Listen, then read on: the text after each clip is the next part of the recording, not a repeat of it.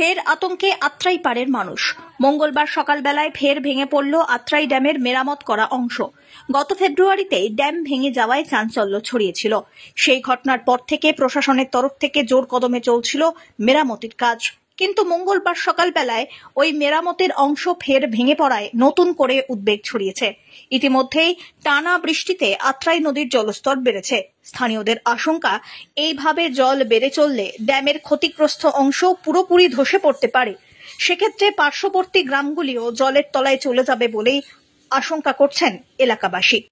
ভেঙেছিল মাস 6 আগে, ফেব্রুয়ারি মাসে, এবং এই জায়গাটা কাজ হচ্ছে, ঠিকমতো কাজ হচ্ছে না। কাজ করছে, যাও কাজ করছে, সেগুলো হচ্ছে জোড়াতালি কাজ হচ্ছে। আর এই যে কন্ট্রাক্টর এসে এই কন্ট্রাক্টর যে কাজগুলো করছে, সাইডে গার্ডওয়াল করছে, গার্ডওয়ালটা পাইলিং করছে, পাইলিং করে যে কাজ করে কাজগুলো টুকটাক ভালোই হচ্ছে। এবং এরপরে যদি জল বেশি বাড়ে তাহলে পুরো এলাকাটা এবং মানে ফ্যামিলিগুলো সব জলে ইয়েতে ভেসে যাবে। ড্যামের হচ্ছে পুরো ড্যামটাই ভেঙে গেছে মিডিল পোর্শনের সাইডে। Bureau report.